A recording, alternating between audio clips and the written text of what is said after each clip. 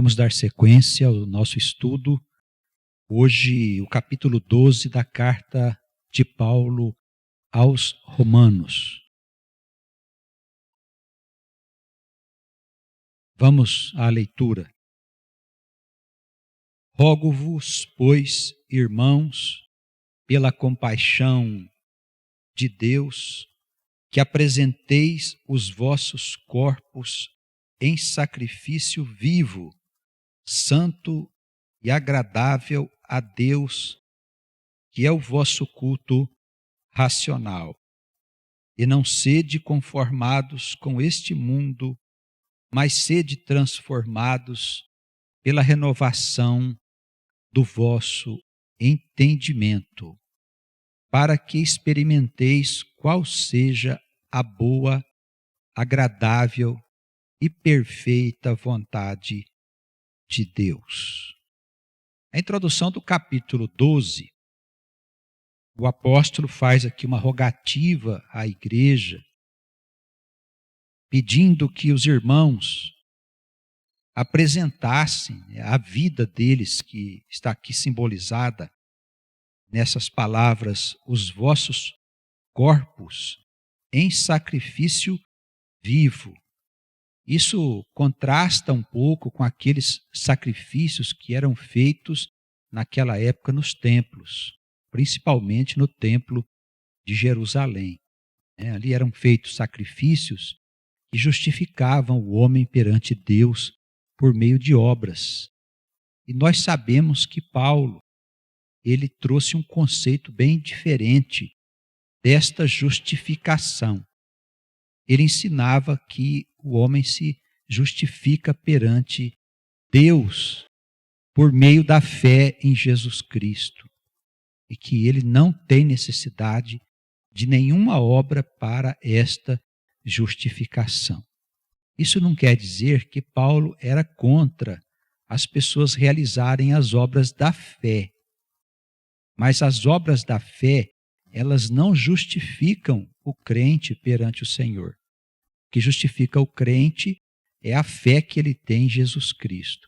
E se essa fé ela for verdadeira, ela se desdobra em ações de graça, como ele dizia, que são aquelas obras que nós realizamos não só na nossa vida pessoal, mas também no âmbito da igreja, contribuindo com a igreja de todas as maneiras para que a obra do Senhor possa ser levada adiante. Nós temos muitas formas de contribuir com o crescimento da igreja. E, evidentemente, nós não estamos falando aqui de contribuição financeira, porque na igreja do Senhor nós não temos dízimos, as ofertas, elas são sempre bem-vindas, mas elas precisam ser produto de um coração que está agradecido e que é livre para fazer esta oferta, esta doação à casa do Senhor. Nenhum coração pode ser constrangido a título de ofertas, a título de beneficência para as obras do Senhor. O apóstolo Paulo, ele então colocou como ponto alto da igreja a justificação pela fé. Por isso, ele pede a nós que nos apresentemos perante o Senhor com uma vida sacrificial. Isso significa também que a nossa prestação de serviço a Deus, o nosso envolvimento nas tarefas da igreja, precisa aborrecer a nossa vida temporal, a vida do mundo. Pois se nós fizermos para a igreja, para a obra do Senhor, somente coisas que ocupem o tempo que nós temos para o nosso lazer, o tempo que está sobrando, isso não nos dignifica perante o Senhor. Nós precisamos sacrificar um pouco do nosso tempo de trabalho, de convivência com a família, para que o Senhor se alegre com estes sacrifícios, tá bem? ele diz que isso é santo e agradável a Deus, esse sacrifício vivo. E ele diz que ele deve ser produto do nosso culto racional. O que quer dizer racionalidade? Esse termo está ligado à ideia da razão. Né? Razão é raciocínio. Quer dizer, eu preciso entender naquilo que creio. Eu preciso entender aquilo que creio. A fé, ela é fundamental para a salvação do homem. Mas, além de crer, eu preciso compreender. A Igreja de Cristo, ela precisa ser organizada no seu sentido doutrinário. Hoje, nos nossos dias, infelizmente, as igrejas, de uma forma geral, elas trabalham de modo empírico. Eles usam passagens aleatórias das Escrituras para justificar o conjunto de pensamentos daquela igreja. E o homem vai seguindo, crendo, sem compreender muito bem por que ele crê.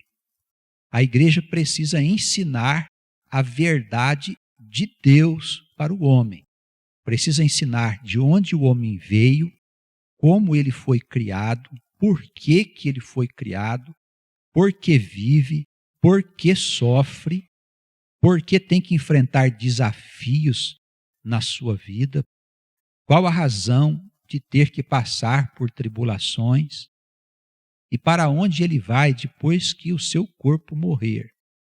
Porque quem morre é o corpo, a alma continua bem viva do outro lado, conforme testificam a própria Escritura. Tá bem? A Escritura testifica que a alma continua vivendo além desse mundo que nós vemos. Isso se chama culto racional. Nós temos que ter respostas para todas estas perguntas. Os pastores, os evangelizadores, eles precisam se desdobrar em conhecimento da Escritura Sagrada, em estudo vivo da Escritura Sagrada, para ter estas respostas que as pessoas precisam para enfrentar esta vida que está cada dia mais difícil, mais complicada. Sem respostas, a nossa fé é frágil. Quando vem a tempestade, a nossa casa acaba sendo derrubada. Tá bem? Nós temos que ter um culto racional. Eu tenho aconselhado os pastores a procurar respostas diretamente na Escritura.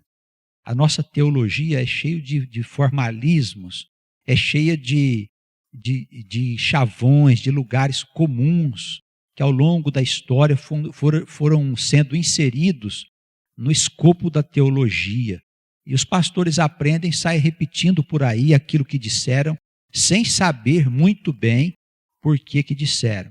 Convém aos pastores deixar um pouquinho de lado o que lhes disseram e procurar as respostas diretamente na Escritura Sagrada. Porque o Espírito Santo vai falar com você, meu irmão, com você, minha irmã, que está à frente de uma igreja, de uma comunidade. Ele vai revelar a você a verdade de Deus. Na teologia tradicional existem muitas verdades que são dos homens, não são verdades que vieram do Espírito Santo. Versículo 2. Acompanhe-nos os irmãos aqui, reunidos, e os que de longe estão com a sua escritura aberta, né? Vamos, nesse versículo 2, encontramos Paulo dizendo para não sermos conformados com o mundo. O que eu mais vejo nos nossos dias são as pessoas falarem que o mundo é desse jeito mesmo. Está acontecendo uma decadência moral acentuada em todo o planeta, uma inversão dos valores. Os materialistas, os agnósticos são pessoas destituídas de qualquer sentimento religioso. de qualquer noção sobre a criação, sobre Deus. Essas pessoas estão criando doutrinas, ensinamentos, costumes nocivos, contrários aos ensinamentos do Senhor. E estas coisas, por serem uma obra de Satanás, elas vêm parar nos meios de comunicação e se propagam com grande velocidade por toda parte, levando multidões de pessoas para o caminho do erro. Irmãos, nós precisamos saber muito bem o que é a verdade de Deus e de maneira alguma nós podemos nos conformar com esse mundo que está cada dia mais enterrado no pecado, nas coisas erradas, nas obras que Satanás tem colocado no coração de muita gente. Não sejamos, pois, conformados. Quando temos uma situação em casa difícil de ser administrada com filhos, com esposa, com marido, não sejamos conformados com estas situações, mas lutemos contra elas, usando a boa e santa palavra de Deus. Eu quero lembrar aos irmãos que, primeiramente, a palavra deve ser aplicada a nós, que somos crentes, depois às pessoas que vivem do nosso lado. Para a gente não virar aí um juiz dos outros sem olhar o galho que está nos nossos olhos, né? Dizia Jesus que a gente tem facilidade para ver o cisco no olho do irmão e não ver a trave que está dentro do nosso próprio olho. Primeiramente, os ensinamentos da Escritura e o Espírito Santo fala com cada um de nós, dizendo para onde temos que ir. E depois nos credencia, nos dá todas as condições para nós levarmos às pessoas a boa palavra. Não sejamos conformados com as coisas desse mundo, mas lutemos pelas coisas do nosso Deus, que é o futuro desta humanidade. Sede, pois, transformados pela renovação do vosso entendimento. Isso é maravilhoso, porque nós não temos uma hora marcada para encontrar com Deus.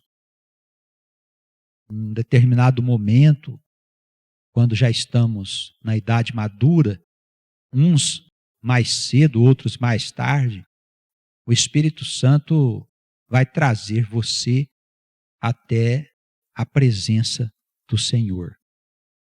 E se você achar que você não tem nada para aprender, se você achar que já sabe de todas as coisas, você vai estar andando para trás e deixar de lado esta grande oportunidade que Deus está te dando para você sair do mundo do pecado e conhecer um mundo novo, uma nova vida. O Senhor quer que aquele homem, aquela mulher que vivia na velhice das letras, possam viver na novidade do Espírito. Então, permita-se ser transformados, renovando o vosso entendimento. Isso vai fazer com que você possa experimentar qual seja a boa, agradável e perfeita vontade de Deus. Nós podemos experimentar a presença de Deus na nossa vida? Sim, podemos. E quando Ele vem e nos envolve no seu amor, nós recebemos coisas profundas lá na intimidade do nosso ser. É uma experiência difícil da gente contar como acontece. Mas quem recebe esta presença, quem entra em comunhão com Deus, com certeza renova a sua vida para sempre. Não é uma experiência que você vai viver e ela vai acabar. É uma experiência que vai se estabelecer para sempre. Mas você precisa mostrar para o Senhor que você está interessado em mudar a sua maneira de viver. Se você não mudar, você vai continuar dentro da igreja como se fosse um zumbi. Não é? Sabe o que é um zumbi? é um morto-vivo. Isso, infelizmente, ainda nós temos na igreja. Segue o apóstolo Paulo aí com a palavra no versículo 3, dizendo assim: porque pela graça que me é dada, digo a cada um dentre vós, que não pense de si mesmo além do que convém. Antes, pense com moderação, conforme a medida da fé que Deus repartiu a cada um. Então, ele quer nos instruir que nessa busca pela verdade de Deus, que a gente não coloque a nossa verdade à frente da vontade de Deus. Nós temos que aprender a caminhar com o Espírito Santo, que vai revelando a nós gradualmente os mistérios que estão além das letras. Isso é que interessa para nós. O ensinamento que está além do que nós lemos. Porque a letra qualquer um pode ler, mas o ensinamento e o entendimento da verdade é só para aqueles a quem o Espírito Santo conceder. Tá aí, meu irmão, faça um esforço de coração para você receber esta boa e agradável assistência. A partir do versículo 4, o apóstolo desenvolve aqui a ideia do corpo do Cristo. Ele diz que a igreja, a comunidade, é como um corpo constituído de diversos membros. O que quer dizer isso? Nós temos um papel a desempenhar dentro da igreja. Por menor que seja a nossa tarefa, o corpo da igreja não pode dispensar essa sua atividade. Seja o que for, ajudo a limpar a igreja, ajudo a abrir a igreja, a fechar a igreja, a cuidar do jardim, não é? A receber os irmãos que chegam pela primeira vez na igreja, a orientar alguma pessoa que está precisando de uma informação, a levar uma mensagem para alguém que está em desespero. São muitas as funções que podem ser desempenhadas dentro da casa do Senhor. Isso é o corpo do Cristo, ou seja, um organismo constituído de vários membros. Paulo desenvolve aqui essa ideia. A igreja não pode ser uma pessoa só. Não é só o pastor, não é só o profeta, não é só o que ora, não é só o que cura, não é só o que ensina. Todos esses têm um papel a desempenhar. Eu preciso saber qual é o meu papel dentro da igreja de Cristo. O que é que eu faço dentro da igreja do Senhor? A minha tarefa é essa. Então eu vou fazer com esmero, com dedicação, a tarefa que me foi concedida. E não tem uma tarefa mais importante que a outra. Porque a menor tarefa, ela vai fazer falta para o corpo. Não é mesmo? O pastor José Carlos costuma dizer nas suas pregações, quando trata desse assunto, a respeito do dedo mindinho. Né? O dedo que nós temos no pé que ninguém sabe para que serve. Mas se a gente ficar sem ele, faz uma falta danada. Não tem serventia, mas faz falta para o corpo. Por menor que seja assim a tarefa que você faz, se você deixar de fazê-la, o corpo todo vai sentir. Tá bem? Então, aqui no versículo 4, ele começa a desenvolver esta ideia. Assim como em um corpo nós temos muitos membros, e nem todos os membros têm a mesma operação. Assim nós, que somos muitos, somos um só corpo em Cristo, mas individualmente somos membros uns dos outros.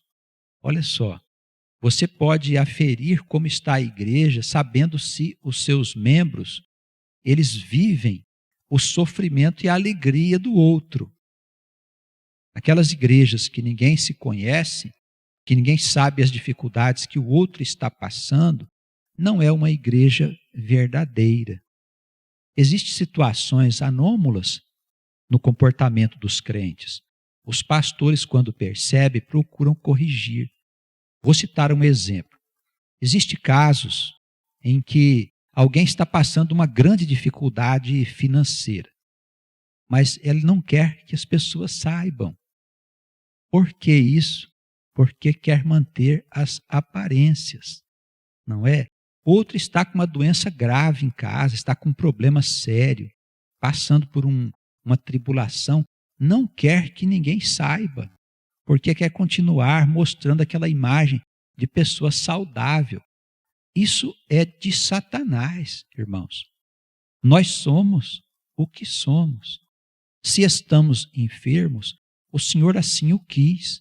Se estamos saudáveis, o Senhor assim o quis.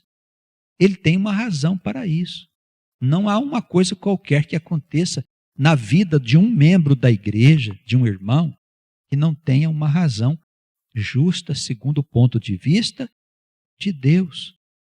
Então, a igreja, ela precisa conhecer-se. Os seus membros precisam saber das dificuldades que os outros estão enfrentando, para orar juntos, para se alegrar juntos, para bendizer a Deus juntos. Isso é a igreja. Se não há isso, irmãos, não é igreja. Alguns crentes me escrevem dizendo que são maltratados nas igrejas. Sabe por quê? Porque não fizeram ofertas. Olha se isso tem fundamento. Olha se isso tem alguma coisa a ver com o evangelho da salvação, com a doutrina apostólica. Então, a pessoa precisa observar onde ela está indo. A coisa às vezes tem um nome de igreja lá, o sujeito vai achando que lá está o Espírito de Deus. E quem está lá, o Espírito de Satanás. Porque Satanás se assentou no trono de Deus, querendo parecer Deus. E há igrejas que são dirigidas pelo espírito da escuridão. Qual a razão disso? Tratam apenas das coisas desse mundo, não tratam das coisas eternas. Alguém poderia usar o Novo Testamento, que é a doutrina de Jesus e dos apóstolos, alguém poderia usar o Novo Testamento para demonstrar que Jesus tratou em algum instante de algo desse mundo? Quando o chamaram para repartir heranças, ele disse, não me constituíram juiz para estas coisas. Quando lhe perguntaram se era para pagar imposto, ele nunca fez apreciação se o governo estava cobrando muito ou cobrando pouco. Ele disse, pague. Ainda perguntou para os seus interlocutores de quem que era a face que estava na moeda. E eles disseram de César. Ele disse, dá a ele o que é dele. Então Jesus deixou muito bem separado as coisas que são desse mundo das coisas que são de Deus. Ora, se nós somos evangelistas verdadeiros, se nós somos apóstolos verdadeiros do Senhor, discípulos do Senhor, missionários do Senhor, seja o que for, nós precisamos anunciar o evangelho da salvação. A igreja tem que estar preocupada com a salvação da alma e não com a prosperidade das pessoas. As pessoas, se elas forem mais pobres, é muito melhor. Se elas tiverem apenas o que pagar as suas contas, melhor ainda, irmãos. Porque a riqueza é a raiz de muitos males.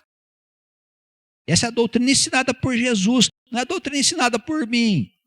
Assim viviam os apóstolos, que não tinham onde encostar a sua cabeça, irmãos. Não é verdade? Há muitas distorções hoje no meio cristão. Infelizmente, existem pessoas que estão equivocadas e nós gostaríamos de convidá-las a fazer uma profunda reflexão no dizer de Paulo, que renovasse o seu entendimento. Sabe por quê? Se continuarem assim, quando morrerem, vão acordar num lugar bastante desagradável. E não adianta chamar por Deus, não. Ah, Jesus, Pai Abraão, Não adianta chamar. Vão escutar o que aquele rico escutou quando foi parar no inferno, porque ele não via o Lázaro sofrendo na porta da sua casa, acabou lá nos infernos depois da morte. Eu precisava de uma gota d'água, Senhor, aqui, eu estou com sede, os queimores do inferno estão me destruindo, tudo mais. Pai Abraão disse, olha, não podemos descer aí não. Não pode ser. Arrependam-se enquanto é tempo, renove o entendimento enquanto é tempo, porque a igreja de Cristo não veio ao mundo para dar prosperidade para os outros, não. Não veio não, gente. A gente tem que entender as coisas pelo caminho correto, para nós não sermos enganados. Temos que ter cuidado com isso. Somos, pois, membros de um corpo. E dentro da liberdade que cada um possui na igreja, deve participar da vida dos outros irmãos. Nós estamos falando aqui de um corpo de irmãos, não estamos falando aqui de frequentadores de igreja. Tem pessoas que só frequentam a igreja, não são membros da igreja. Mas os que são membros da igreja, na medida do possível, precisam participar da vida dos irmãos e deixar que os irmãos participem da sua vida. Isso é igreja, é feixe de vara. Unidos, nós somos difíceis de sermos quebrados pelo diabo. Solitários, nós somos uma vara sozinha. Ele quebra facilmente. Tá bem? Paulo segue aí, irmãos, dizendo que de modo que tendo diferente dons, versículo 6, segundo a graça que nos é dada, porque os dons do Espírito, que é dado a cada membro desse corpo, é por graça, não é por merecimento, não. Segundo a graça que nos é dada, se é profecia, seja ela segundo a medida da fé. A profecia, ela é o falar sobre a mensagem libertadora de Cristo. É durante um estudo, durante um comentário bíblico, durante uma pregação, o Espírito Santo vem ali falar ao coração de pessoas que estão dentro da igreja e que não sabem que o Espírito está ali, e o Espírito se dirige a ela, sem citar o seu nome, e a convence de que Deus está presente naquele lugar, falando sobre os seus íntimos pecados. Isso é profetizar, porque a profecia edifica a igreja. A adivinhação, não. Profecia não é ficar adivinhando sobre a vida das pessoas na frente da assembleia, como está acontecendo frequentemente. Nós temos visto falsos profetas que estão adivinhando dentro das igrejas, derrubando as pessoas no chão, fazendo as pessoas ficarem possuídas de espíritos derrubadores. Esses profetas não são verdadeiros, não são de Deus, são profetas de Baal, do espírito desse mundo, e nós precisamos nos afastar desses lugares para não sermos contaminados com as companhias invisíveis que andam em volta dessa gente em grande quantidade. Tá bem? Igreja é uma coisa muito séria, é grave, não faz espetáculos. Igreja é um lugar onde nós vamos para receber a boa palavra de Deus que nos orienta, que nos reprime a nossa conduta nociva e que nos mostra o que precisa ser feito para que o nosso entendimento seja renovado, para que nós tenhamos uma convivência pacífica com o Espírito Santo. Pacífica. Tá bem? Isso é a verdadeira igreja e precisamos trabalhar sempre nesse sentido. É simples. O que está na Escritura do Novo Testamento, você faz. O que não está, você não faz. Não existe ninguém dançando no Novo Testamento, ninguém dando risada, ninguém pulando para cima no Novo Testamento. Não tem nada disso, irmãos. O Novo Testamento é a igreja dos crentes cristãos. Tem crente judeu também. Nós temos isso aqui no nosso Brasil, né? Crentes judeus. E crentes que não sabem nem o que é. Tantas são as misturas que fazem dos ensinamentos do Velho com o Novo Testamento.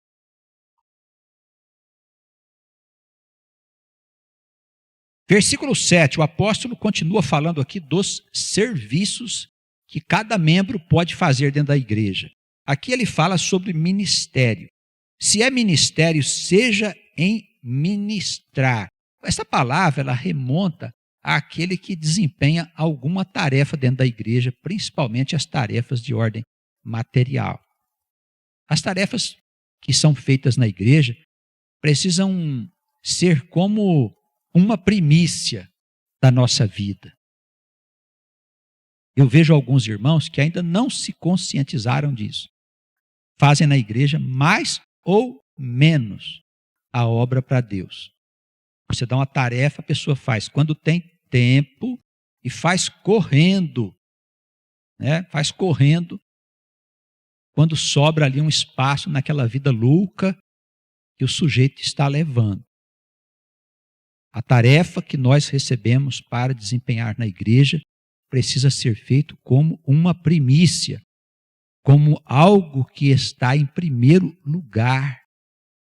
Deus está em primeiro lugar, depois as coisas do mundo.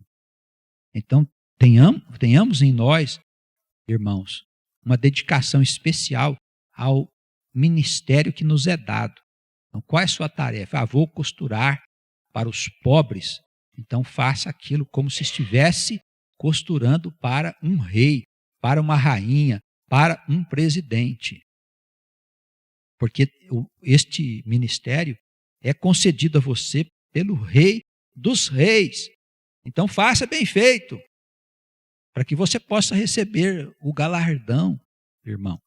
Não ser chamado de preguiçoso, não ser chamado daquele servo inútil que fazia as coisas mais ou menos. Se nós recebemos a tarefa, vamos desempenhar com amor. Não estão trabalhando para o pastor, não estão trabalhando para a igreja ver, não estão trabalhando para ninguém, estão trabalhando para Cristo, para o Senhor. Faça a sua tarefa bem feita. O apóstolo fala ainda sobre o ministério do ensino, o dom de ensinar, que haja dedicação ao ensino, desenvolvimento da palavra. Se você é chamado para evangelizar crianças, procure o melhor material que você puder para a evangelização infantil. Você mesmo lê o texto na escritura, mude o material que você recebeu, ajuste o material melhor que você puder para que a instrução da infância seja proveitosa para os meninos.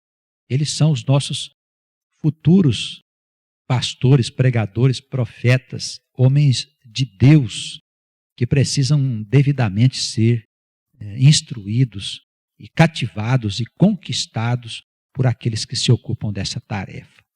Então, se o ensino é para os adultos, se é para iniciantes, vamos procurar um material que possa não assustar os irmãos em face da instrução que vai ser ministrada, procurar uma lógica no ensinamento, uma sequência que possa levar o indivíduo a formar-se no aprendizado acerca dos escritos sagrados. Então, o ministério, o dom de ensinar, que é também um ministério importantíssimo, deve ser desempenhado com toda a dedicação.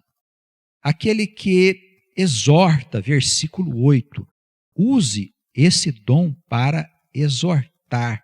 O que é a exortação? É quando você instiga uma pessoa a procurar o Senhor.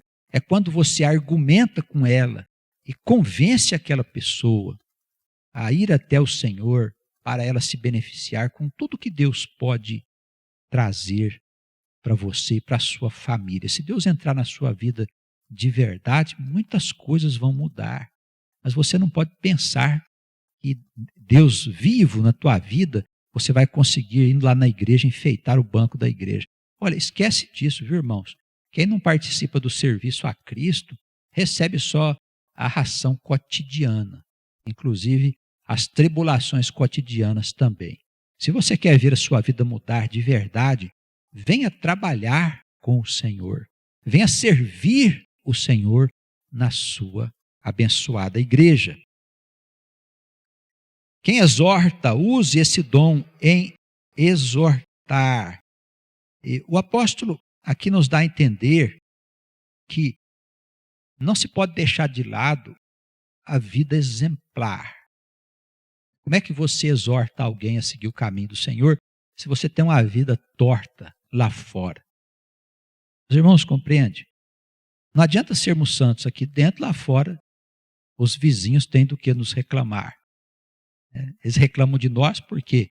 Porque fazemos barulho na nossa casa, porque fazemos festas na nossa casa que incomodam os vizinhos, porque não falamos nem bom dia nem boa tarde, porque os nossos filhos são mal educados, as nossas crianças fazem o que quer em casa, a gente não tem autoridade sobre elas. Enfim, nós não temos uma vida exemplar de homens e de mulheres sérios que possam ter o poder de influenciar pessoas. O poder de Deus. Nós estamos falando aqui de uma moral que vem de Deus, de uma autoridade que é dada por Deus. Porque a moral dos homens, ela não fala nada. Ela não tem poder, força sobre as coisas desse mundo. Então, a nossa vida de exortação, que é um dom que pode se aplicar a toda a igreja, alguns têm um carisma para isso. Alguns têm o dom, o espírito para exortar e convidar a pessoa a sair daquela vida que ela vinha tendo e seguir uma nova vida. Mas de uma forma geral, todos nós podemos fazer esse convite. Aquele que reparte, faça-o com liberalidade. Nós falamos aqui das ofertas. Aquele que quer repartir, faça com liberdade. Tá bem? O que preside, o que está à frente da igreja ou de uma tarefa importante da igreja, onde ele tem irmãos sob a sua tutela, que tenha o maior cuidado possível.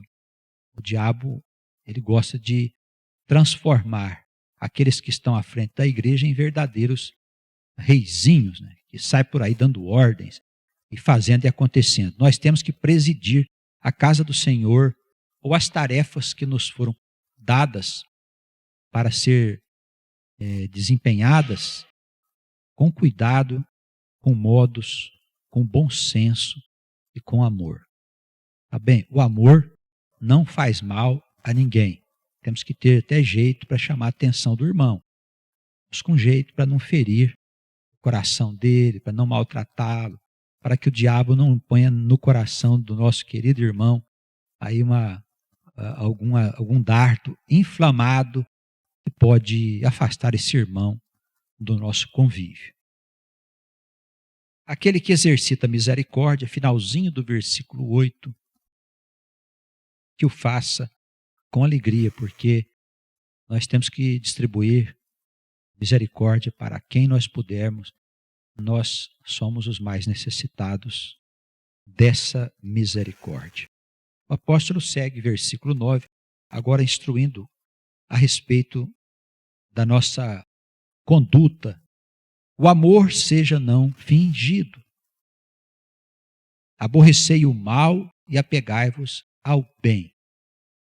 É aquela história da gente não ser conformado com o mundo. O que é errado é errado. E ponto final. Não é? Não podemos fazer de conta, ficar em cima do muro. Não sei, sabe? Eu acho que pode ser. Depende do ponto de vista. Depende da religião. Depende disso, depende daquilo. Irmãos, nós não temos outra verdade a não ser a que está na Escritura. Tá bem? Respeitamos quem pensa diferente de nós, que siga o seu caminho, que siga a sua vida. Não é problema nosso, mas nós temos uma Escritura que nos ensina a verdade. Essa é a nossa orientação. É aqui que nós vamos. Não vamos para outro caminho. O que é errado, é errado. E apeguemo-nos ao bem, às coisas do amor. Bem, apeguemo-nos. Fiquemos sempre por perto do bem, porque é por aí que a gente sobrevive aos ataques do maligno. Amai-vos cordialmente uns aos outros com amor fraternal, preferindo-vos em honra uns aos outros. Não sejais vagarosos no cuidado, sede fervorosos no espírito, servindo ao Senhor. Alegrai-vos na esperança, sede pacientes na hora do sofrimento, perseverai orando. Perseverai orando sempre. Comunicai com os irmãos nas suas necessidades. Olha aí que nós falamos há pouco, não é? Comunicai com os santos, né, que são os membros da igreja, nas suas necessidades. Segui a hospitalidade, que é receber bem o irmão, na igreja, em casa, onde você o encontrar, receba-o com hospitalidade, com carinho. Ele é o teu irmão, é um membro do teu corpo, do corpo que você participa. Certo? Abençoai aos que vos perseguem. Tem isso também. Não é amaldiçoar, não. É abençoar a todos os que estão à nossa volta, inclusive os inimigos. Alegrai-vos com os que se alegram e chorai com os que choram. Isso é participar da vida uns dos outros. Os irmãos estão vendo que nós já comentamos com antecedência aqui os fundamentos da lição de hoje. Sede unidos entre vós, não ambicioneis, olha, não tenha ambição, não ambicioneis as coisas altas, as riquezas, o poder, as coisas do mundo, que são importantes para as pessoas do mundo. Não ambicioneis estas coisas, mas acomodai-vos às mais humildes. Não sejais sábios em vós mesmos. Se você tiver uma sabedoria, um entendimento de alguma coisa, dá glórias a Deus que te revelou. Tá bem? A sabedoria de Deus. Nós só entramos na sabedoria dele. Os irmãos entendem? Não se trata de uma sabedoria nossa, de nenhum dom nosso. Tudo é um mesmo Espírito que opera em nós para o bem. A ninguém torneis mal por mal, não pagar o mal com o mal. Procurai as coisas honestas perante todos os homens. Honestidade é fundamental para uma vida cristã, para uma vida santa. Se for possível, quando estiver em vós, tende paz com todos os homens. O que quer dizer isso? Que tem momentos que a gente não está em nós. A gente pode perder, às vezes, o nosso juízo, ficar nervoso, ficar bravo, falar uma coisa atravessada. Porém, quando voltar a razão e o juízo, estejamos em paz com todas as pessoas. Amém? Não pode ser diferente, não é, irmãos? Não pode ser diferente. Vingança, versículo 19. Não vos vingueis a vós mesmos, amados. Não se vingue de nenhuma coisa má que as pessoas te fizerem. Tá bem? Mas dai lugar à ira, porque está escrito: minha é a vingança, eu recompensarei, diz o Senhor. O que ele está dizendo aqui, o apóstolo Paulo? E se uma pessoa te fizer mal, você não precisa fazer nenhum mal com ela, porque você tem um Deus que está vendo o que está se passando. E ele, com toda certeza, se tiver que tomar alguma providência contra o teu inimigo, contra esta pessoa que te fez mal, ele tomará. Você não deve tomar a justiça nas tuas mãos. É bom aos olhos de Deus que nós soframos, vez por outras, algumas injustiças. Tá bem? É bom que de vez em quando a gente seja humilhado. Então, quando alguém te humilhar, não reaja agredindo. Abaixa a sua cabeça e lembre-se que você tem um Deus no céu. É difícil? É. Por quê? Porque nós temos um orgulho, o tal amor próprio. E nós não gostamos que as pessoas pisem no nosso pé. Mas eu disse, de vez em quando, é bom engolir alguns sapos atravessados. Tá certo? É no sentido figurado, viu, irmãos? Por favor, não engulam nenhum sapo por aí.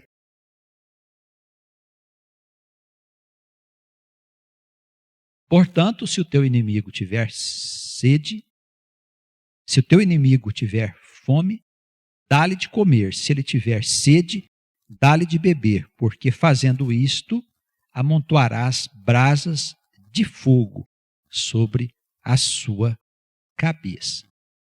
Se uma pessoa que em qualquer tempo tenha feito mal a você, um dia, se ela te procurar precisando da tua ajuda, ajude. Não queira se vingar. Isso faz o homem do mundo. Nós somos diferentes do homem lá de fora.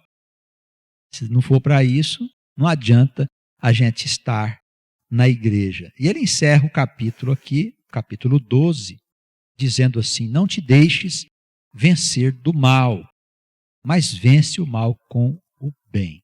O bem sempre é vitorioso.